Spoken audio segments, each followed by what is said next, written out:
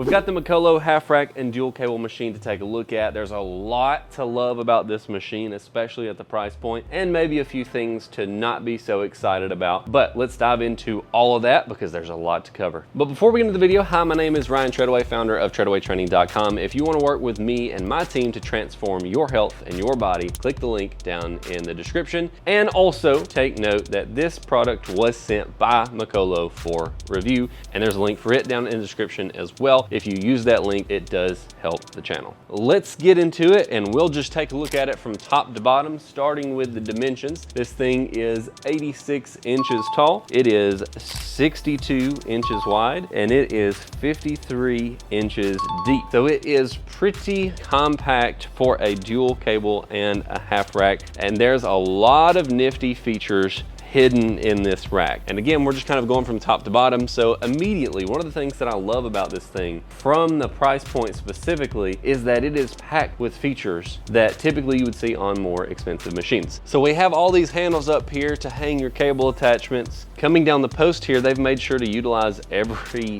possible way to make this as tight as possible. They've got the support bar here in the back that also doubles as weight storage. Brilliant, love it. There's a lot of machines that I've seen that are in this type of realm where they use the back post and they have weight horns going off the back. And the problem with that is you have to set it further away from the wall so that you can actually get behind it. Why not just utilize this post that's already here, put the weight storage on there? That's a really cool feature as well. And another thing that's really cool about this rack, it is a dual cable. It is not two handles that share the same weight stack. It's two completely separate cables. So that's great from the perspective of being able to load the machine up more heavily when you're doing heavier exercises like your lat pulls, for example, or if you're working out with a partner. So maybe you work out with your spouse or your kid or a sibling. You can put one person on one side, one person on the other, and you can both be doing exercises at the same time. So it's really cool to see the dual cable setup here. One thing that is kind of a pro and a con,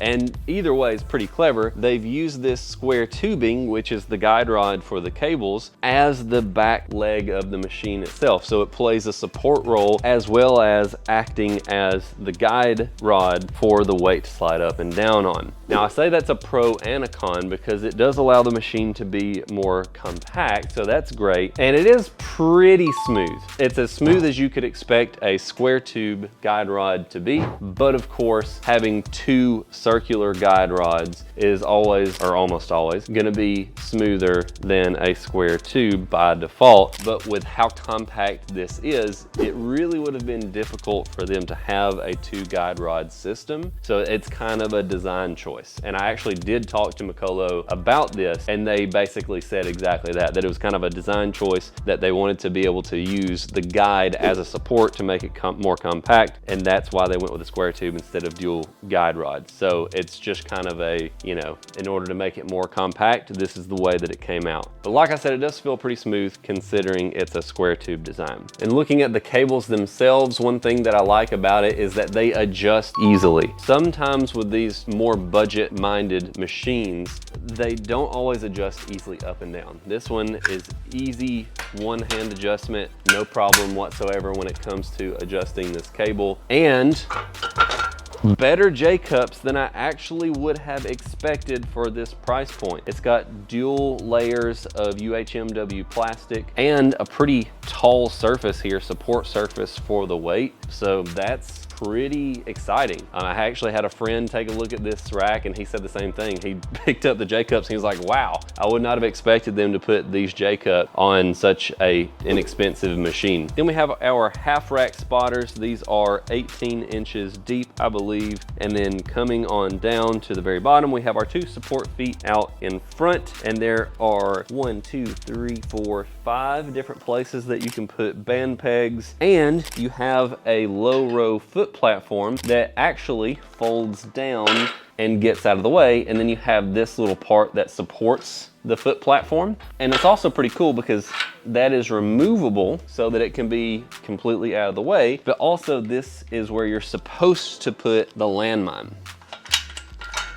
So you can actually put the landmine in the hole here, and then you can do your landmine exercises off the front of the rack. There's also dip handles that are slightly angled outward, and there are 2 different grip widths, and they feel pretty stable. And speaking of weight, there's 8 inches of loadable space on each of the 4 weight sleeves for the cable, and the Amazon listing has a 300-pound weight capacity for each of the 2 weight trolleys. You can fit more weight than that on there. If you're using standard metal plates, you could actually fit 450 pounds of weight on there, and I'm sure this would probably handle it because there has to be, I think, something like a 50% buffer on the weight rating, which would be 450 pounds. So I'm sure it could probably handle that, though I have not extensively tested that, so don't take my word on it. But that's enough gushing over all of the awesome things with this rack. Now let's talk about some of the negatives of this rack. Again, we'll just start from the top and we'll work our way down. I like it from the perspective that there's 1, 2, 3 different grip options. You have your standard pull up, you have your neutral grip, and then you have a roughly 45-degree grip. The one issue is that the knurling is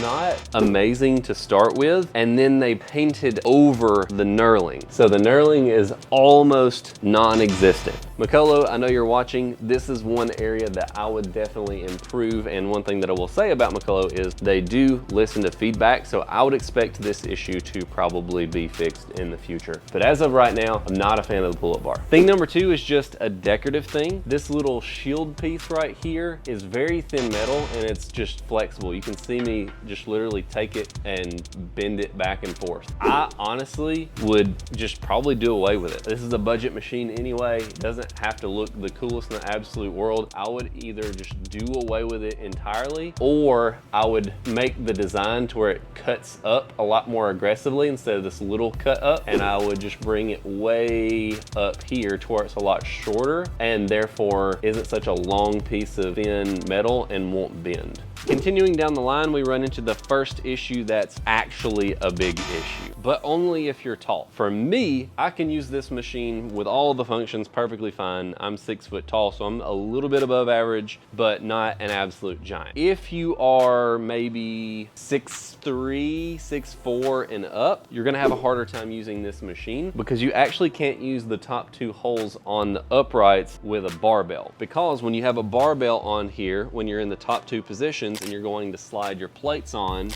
you're going to run into the little handle for the cable adjustment. Now, technically, this isn't an instant deal breaker if you're a taller person, as long as you're okay squatting down into the rack a little bit more to unrack your weight. But for me, if I were a taller person, it might be a deal breaker. Speaking of the uprights, the next issue isn't necessarily an issue with this specific machine. It's more of an issue with any machine that is of this style, because everything is happening on these 2 uprights. So if you're doing a barbell squat, for example, and you're using your spotters, you have to take the bar off, set it out of the way. You have to take your J-cups off, set those out of the way. You have to take your spotters off, set those out of the way, and then you can adjust your cable freely up and down.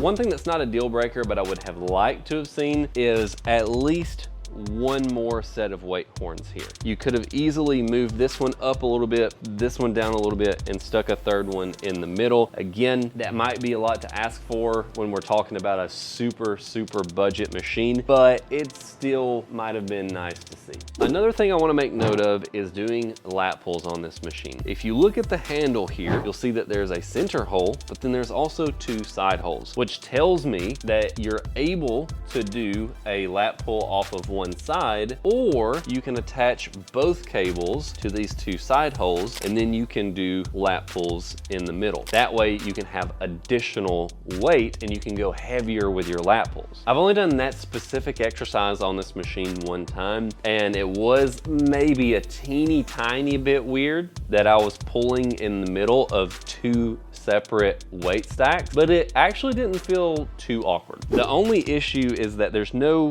great way to secure yourself down, really the only way to do it is to put a barbell across your lap with the safeties. And that's really the only way that you can hold yourself down if you're doing heavy lat pull downs. Or if you do like I did before I had a lat pull down machine, when we had our DIY lat pull down, and I would just take a towing strap and strap myself down to a bench with a 45-pound plate sitting on top of it with me. And the final thing is something that I complain about in every single one of these budget rack cable combo videos. I'm not sure why, but it seems like every company includes this little tiny miniature straight bar, and it is absolutely useless. If I put my hands to where my pinky is all the way almost about to fall off on each end, you can see that it's still not quite shoulder width. And so it's almost useless to use. If I'm gonna do lat pull downs, I'm either gonna use the rope or I'm gonna use the lat pull bar. And I have not used this a single time since I've been testing this rack for review, and nor do I ever on any of these budget rack reviews. So my advice would be to just leave this handle out entirely and then use that money to, improve the knurling on the pull-up bar, or make this bar a good 4 inches wider. And a lot of these things can be forgiven